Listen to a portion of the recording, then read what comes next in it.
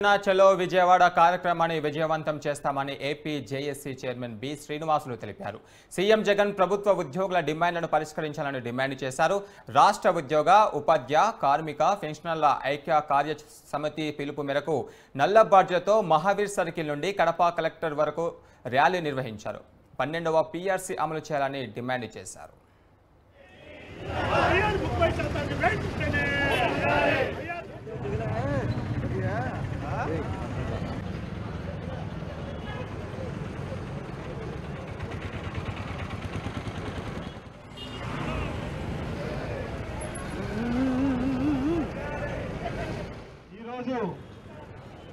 ఉద్యోగ, ఉపాధ్యాయ, కార్మిక, pensioners association comrades అందరికీ కూడా మా సొంత డబ్బులు ప్రభుత్వం వాడుకున్నది కాబట్టి మా డబ్బులు మాకు ఇవ్వమని అడుగుతున్నాం. మరి మా జీపీఎఫ్ అకౌంటు, మా ఏపీజీఎల్ ఇన్సూరెన్సు, మా మెడికల్ రీఎంబర్స్మెంటు, మా సరెండర్ లీవ్లు గత 3 సంవత్సరాల నుంచి 21, 22, 23 మళ్ళీ 3 నెలలు పోతే సరెండర్ లీవ్లు పెట్టుకునే పరిస్థితి వస్తుంది. 4వది కూడా డ్యూ ఉంటుంది. మరి దీనికైతే ఇన్కమ్ ట్యాక్స్ ప్రభుత్వం తీసుకుంటుంది.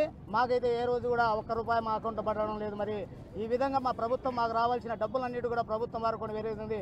అదేవిధంగా మెడికల్ రీఎంబర్స్మెంట్, హెల్త్ కార్డుకు ప్రతి నెల మా దగ్గర నుంచి 300, 400 క్యాడర్ను బట్టి ప్రభుత్వం కట్ చేసుకుంటుంది.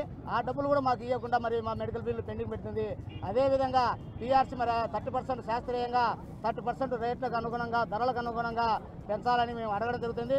దాని ప్రభుత్వం ఇంతవరకు చలనం కూడా లేదు. మరి రేపో మాపో నోటిఫికేషన్ వచ్చే పరిస్థితి ఉంది. నోటిఫికేషన్ వచ్చినాక ఏ రాయితీలు ఇచ్చేదానికి ప్రభుత్వానికి రైట్ ఉన్నది కాబట్టి నోటిఫికేషన్ రాకముందే ఇవ్వాలని కూడా కోరుకుంటాం. అదేవిధంగా కాంట్రాక్ట్ వాళ్ళని రెగ్యులర్ చేస్తారన్నారు. మేమందరూ కూడా సంతోషం చెప్పి జేజేలు కొట్టడం జరిగింది. దాన్ని ఇంతవరకు అమలు చేసే పరిస్థితులు లేదు. మరి ఇమ్మీడియట్గా కాంట్రాక్ట్ వాళ్ళందరూ కూడా రెగ్యులర్ చేయాలని కూడా అడుగుతున్నాం. అదేవిధంగా ఓపీఎస్ నుంచి సిపిఎస్గా ఉన్న దాన్ని ఓపీఎస్ ఇస్తానని కదా ప్రతిపక్ష నాయకుడిగా ఉన్నప్పుడు ముఖ్యమంత్రి గారు చెప్పడం జరిగింది. వచ్చిన